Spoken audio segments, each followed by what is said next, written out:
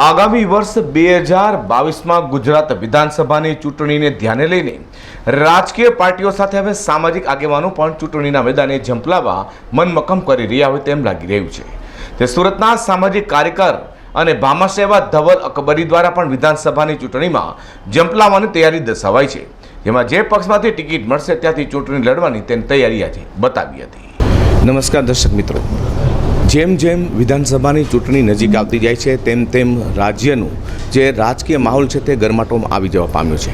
ત્યારે આપણે અત્યારે સુરત શહેરની અંદર છીએ, ખાસ કરીને ધવલભાઈ અકબરી જે સામાજિક સેવા કાર્ય સાથે સંકળાયેલા છે। આવો આપણે તેમને મળીએ। જી નમસ્કાર ધવલભાઈ। નમસ્કાર।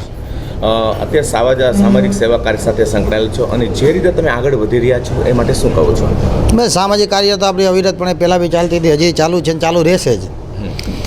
હવે આ સેવામાં અમારા કાર્યકર્તાઓને જાહેર જનતાનું એવું કહેવું છે કે ભાઈ આ વખતે ઇલેક્શનમાં અમને કંઈ મતલબમાં કે રાજકીય રીતે અમારે જે મતલબમાં અમને ગુજરાતના નાગરિક તરીકે અમને જે ફેસિલિટી મળવી જોઈએ, જેમ કે સારું આરોગ્ય, સારું શિક્ષણ, સારો ન્યાય, સારી જીવન જરૂરિયાત, સારી લાઈફસ્ટાઈલ, લોકોને ઘણા પ્રોબ્લેમો છે આ કોરોના કાળમાં, બધાને બહુ પ્રોબ્લેમ, એટલે નક્કી કર્યું કે ભાઈ આ વખતે આપણે કોઈ હોદ્દેદાર વ્યક્તિ બનીને સમસ્ત રાજ્યની જનતા સુધી 6.5 કે 7 કરોડ જનતા લગીને આપણે પહોંચી શકીએ, આપણે નિર્ધાર કરેલો છે। ધવલભાઈ, અમે જાણ્યું છે કે હવે ફક્ત સુરતને તમારું ટાર્ગેટ ગુજરાત છે, કેટલા કેન્ડિડેટ આપ ઊભા રાખશો?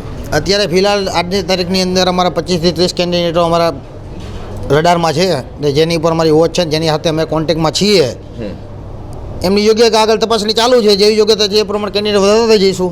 182 વિધાનસભા સીટ છે, તો હજી તો જોઈએ, હજી તો 1.5 વર્ષની વાર છે, જેમ વધતા જઈશું આગળ તમને જણાવતા જઈશું। અત્યારે જે આમ સક્ષમ પક્ષ હોય તો ભાજપ અને આમ આદમી પાર્ટી ગુજરાતમાં છે, શું લાગે છે તમને એના બાબતે? હા, ભાજપનું તો ભાઈ વર્ષો જૂનો પક્ષ છે ભાઈ, ને આમ આદમી પાર્ટી દિલ્હીમાં એનું બી કામગીરી સારી છે, એ સિવાય કેન્દ્રમાં ભાજપનું બી કામગીરી અત્યંત સારી કામગીરી મોદીજી અને અમિત શાહ હેઠળ ચાલી રહી છે।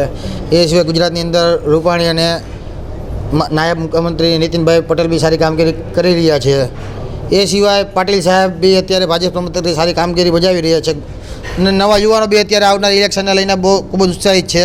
આમ આદમી પાર્ટીના કાર્યકરો બી ઉત્સાહિત છે, બધું અત્યારે સારું એવું બધું જોઈએ, હવે શું થાય છે શું નહીં આગળમાં જોઈએ, હવે કોને વિચારધારા। કેજરીવાલ પણ દિલ્હીના મુખ્યમંત્રી પણ અત્યારે અમદાવાદમાં આવ્યા છે, શું કેવું છે? હવે એમને આવતી વિધાનસભાના ઇલેક્શનને લગ્યા આવતા છે, પોતાના કાર્યકર્તાઓને મળવા, બધા પોતપોતાના પક્ષ પ્રમાણે પોતપોતાની વ્યૂહરચના કરતા જ હોય। જે રીતે ગુજરાતમાં તે સુરક્ષા દ્રષ્ટિએ અત્યારે આગળ જે પ્રમાણે ચાલી રહ્યું છે, સુરક્ષા માટે તમારું શું કહેવું છે? સુરક્ષા માટે એક બાજુ અમે નવયુવાનો ટીમ કે હું કોઈ બી અમે લોકો આવી ગયા તો સુરક્ષા બાબતે ગુજરાતની જનતા બેફિકર રહેજો। ગુજરાતની જનતાને સુરક્ષાથી માંડીને સારું આરોગ્યથી માંડીને બધી ફેસિલિટી અમે પૂરી પાડશું। એના માટે પક્ષ હોય કે ન હોય છતાં બી અમે બેઠા છીએ, અને વધારે રાજકારણમાં આવશો તો જો વધારે થાય તો વધારે પ્રયત્ન કરશો। તો તમે ચૂંટાઈ આવશો તો કયા પ્રકારના પહેલાં કામને પ્રાધાન્ય આપશો? ચૂંટાઈ આવ્યો તો પહેલાં આપણે તો છે ને ભાઈ, સૌથી જે નાનામાં નાના લોકો છે, જે ગરીબ વ્યક્તિઓ છે, ત્યાંથી આપણે સ્ટાર્ટ કરશું ભાઈ। જે અંત્યોદય ગરીબ છે, અંત્યોદય ગરીબને આપણે મધ્યમ વર્ગીય બનાવશું, પછી મધ્યમ વર્ગીય જે છે એ લોકોને જે ન્યાય, સારું શિક્ષણ, અત્યારે મધ્યમ વર્ગીય લોકોની બી હાલત બહુ કફોડી છે, એ લોકોને અત્યારે જીવવાનું બહુ ભયનીય થઈ ગયું છે। બેંકોના હપ્તા, મકાનના ભાડા, મોંઘવારી, આ તે બધું એટલે બધાના પ્રોબ્લેમનું સોલ્યુશન લાવશું આપણે। છેલ્લે દર્શક મિત્રો માટે શું કહેવા માંગો છો? દર્શક મિત્રોને કહેવાનું એમ જ છે કે ટૂંક ટાઈમમાં બેફિકર રહેજો। હવે ગુજરાતમાં નવું કંઈ થઈ રહ્યું છે, નવું પરિવર્તન આવવાનું છે, બરાબર છે, એ તમને ખાતરી આપું છું, જો અમે કે અમારી સરકાર આવી ગઈ કે અમારા કેન્ડિડેટોને ચૂંટાઈને આવી ગયા તો 100% તમને સુરક્ષાથી માંડીને બધી જવાબદારી આપીએ છીએ। ધવલભાઈ, છેલ્લે ફરી પાછું કે તમે જે કહ્યું કે અમારી સરકાર આવી ગઈ, તો તમે કોઈ ત્રીજો પાછો ચોથો પક્ષ રચવા માંગો છો? હવે જેમ જનતા કેમ કરશું અમે, અત્યારે જનતા જેમ કેમ, અત્યારે અમારી પાસે 25 થી 30 વિધાનસભાના જનતાનું અમને સમર્થન છે, અલગ અલગ એરિયા વાઇઝ, તો જેમ આગળ જનતા કહેશે એમ કરશું અમે તો જનતાના ભાઈ નગર સેવક છીએ ભાઈ, અમે એટલે જનતાના સેવક છીએ, જેમ જનતા કરશું।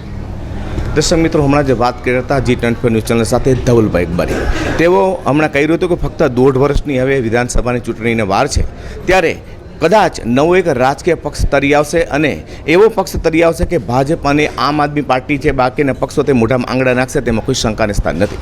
G24 ન્યૂઝ ચેનલ માટે હું પ્રકાશવાળા કેમેરામેન વિજય મકવાણા સાથે સુરત।